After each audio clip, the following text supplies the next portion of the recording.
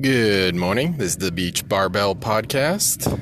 It's October 21st, 2019, Monday.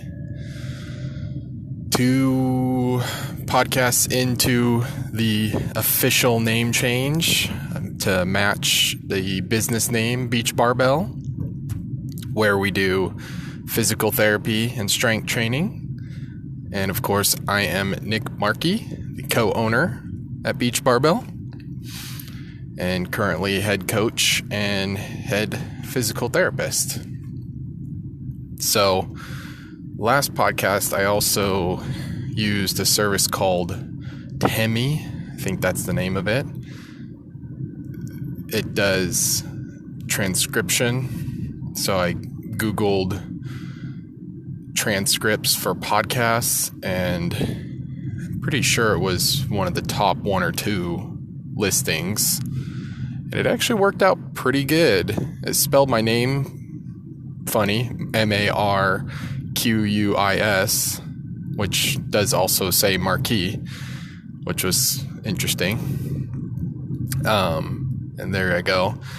It also listed how many times I say and I think total for all those was probably about 150.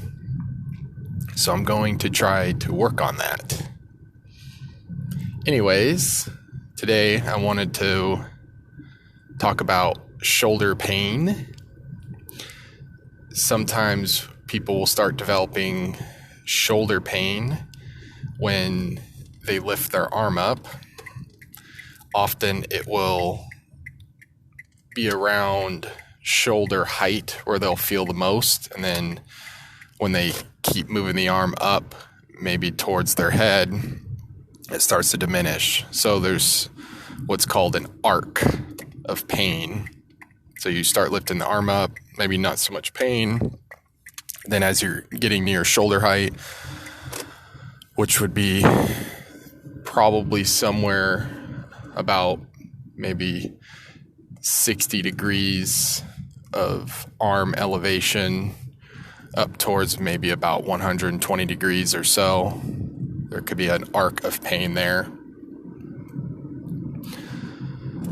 Typically, this will be called shoulder impingement. That term has fallen out of favor of late because of the more modern pain science. And not to mention that it's not so clear that impingement is what's going on that is causing the pain. The fact is that without pain, you are, quote unquote, impinging space in the shoulder when you move it into certain positions, but they're not necessarily painful. So blaming impingement on the shoulder pain is not so clear. And it's like we've talked about before with back pain that, was blamed on herniated discs, slip discs, you name it, when in fact there's something like 40 to 60% of the population that has maybe herniated discs or arthritis in the back, but doesn't have pain. So it's potential that someone with those sort of things on, an MRI or X-ray, those might be causing pain, but they may not be. And then you have to consider how helpful is it to give someone that sort of diagnosis for what's causing their pain. Because since we know with pain that there's a lot of psychological elements, which are really just neurons in the brain, if you cause a lot of fear around the pain and the part, making people think that the parts are broken or damaged, and that the pain signifies that there is more damage going on, you can certainly enhance the body's perception of threat in that area, which means that the person could be feeling more pain without necessarily more damage, and thus potentially reducing their quality of life, increasing suffering, and just overall not really helping them. So let's take that back to shoulder pain. So impingement makes a sort of scary sounding situation that these, muscles and tendons in the shoulder are being pinched and perhaps are going to snap if you keep doing it, which then raises the person's level of threat perception, which then makes them less likely to want to move their arm, which could potentially be a negative thing.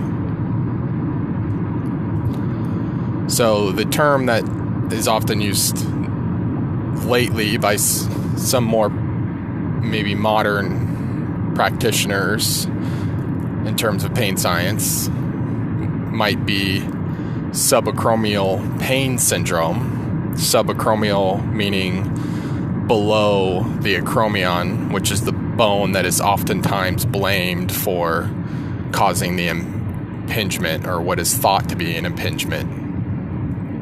And then pain syndrome just meaning that we're not quite sure what the heck is causing the pain.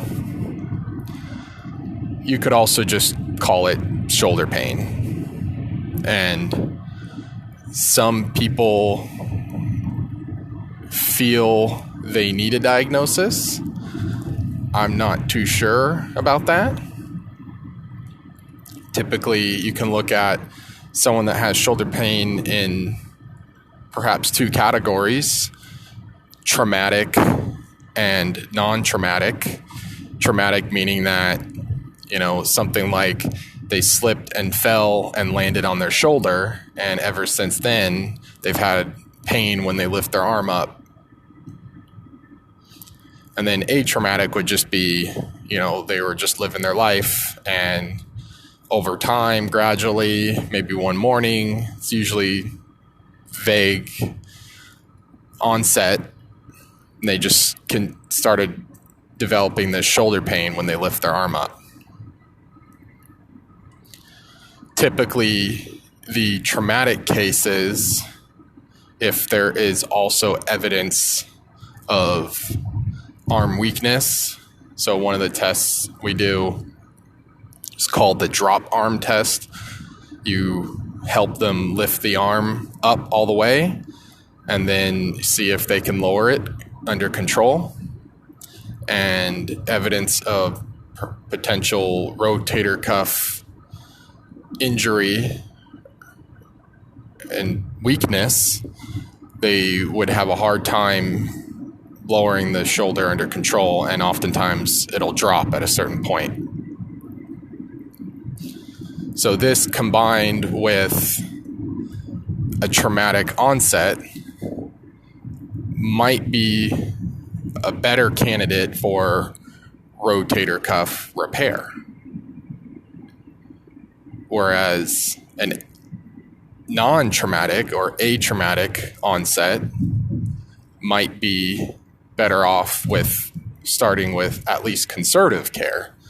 And by conservative care, you can think of things like activity modification. So maybe the activities that really cause it a lot of pain, I alter or perhaps avoid for a little while, combined with some sort of physical therapy, strengthening, exercise, mobility program, whatever you want to call the recovery rehab. after doing about 3 to 6 months of that, and if the person is still seeing no progress, then going towards surgical management or more invasive management might be at least worth a consultation. Another thing to consider is asking the person about the shoulder pain. How manageable is it? So we've talked about sort of the 3-step process that I like to ask people, take them through. First being, can you control the arm when you're doing these movements? 2 being, if you do feel pain, is it something that you can handle? And then 3 being, after you've done the activity over the next 24 hours, is what you're experiencing after that something that's you can handle or is acceptable? And if, say that somebody was making progress on some exercise for the shoulder, so they were gradually getting a little stronger, maybe doing a couple more reps each time or a little bit more weight each time, and maybe they feel a little bit of pain with it, but it's tolerable, and then later on they don't feel too much pain with it. Sometimes it feels even better. It feels a little bit better.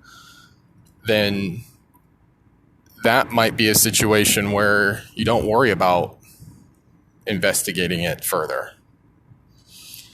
Because chances are what will happen if you do is that we'll find something on an MRI, and this will be the label, and everyone will say that that's why you're having that pain. You know, we found these little tears or whatever. And what if that then leads that person to stop doing those things that were already helping little by little?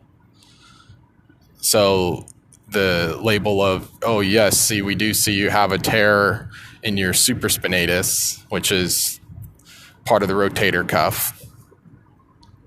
It's on the top part. Then that person just goes, well, I'm not going to do these exercises anymore because I'm afraid that'll tear it more. And then gradually stops moving the arm as much. So then the shoulder gets deconditioned, which means that they're going to gradually lose function of the arm, or functional strength, you could say, of the arm. That's potentially going to reduce their quality of life. What if they start feeling more pain because of this fear of damaging the arm more? So their body is sensing more threat now with the area. And then they just aren't going down a good path. So even if the person is going to need surgery, quote unquote need, what if they just continued the exercises as was manageable and tolerable? And there's lots of ways you can vary up all these exercises. There's lots of different angles, lots of different ranges of weights and reps and sets and styles of how you use the area, modifying the range of motion. You don't have to do full range of motion if certain ranges don't feel very good. You can focus on the areas that feel okay.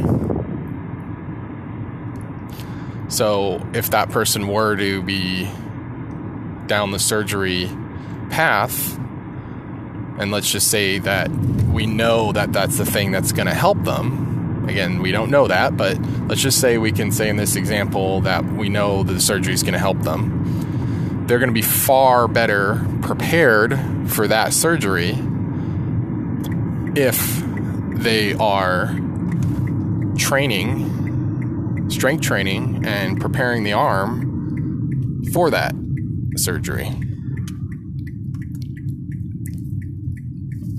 And that is oftentimes termed prehabilitation, because they're going to need rehab after the surgery to get their arm more functional and hopefully feeling better again.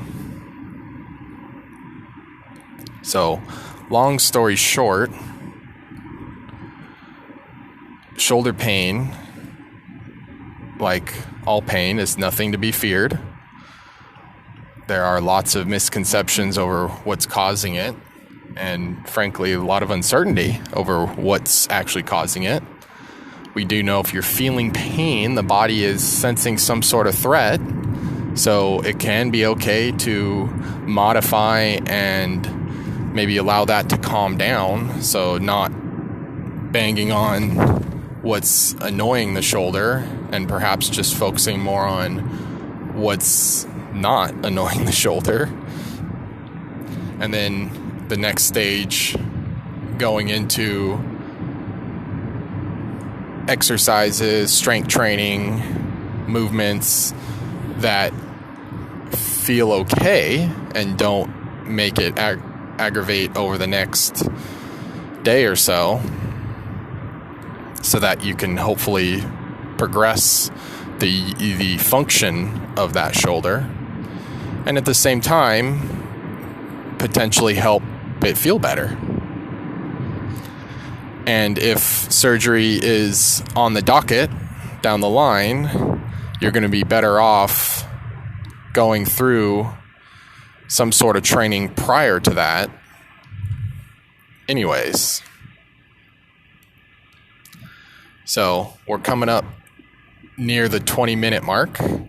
I'm going to go ahead and end it about here. I will use the TEMI to provide the transcripts on the website of the podcast for those that like to read it. Thank you very much for listening. Please download, subscribe, and share with someone that you think it might be helpful for. I'm Nick Markey, a physical therapist and strength trainer at Beach Barbell. Check out beachbarbell.com if you're interested in what we do. Thank you. Have a good day.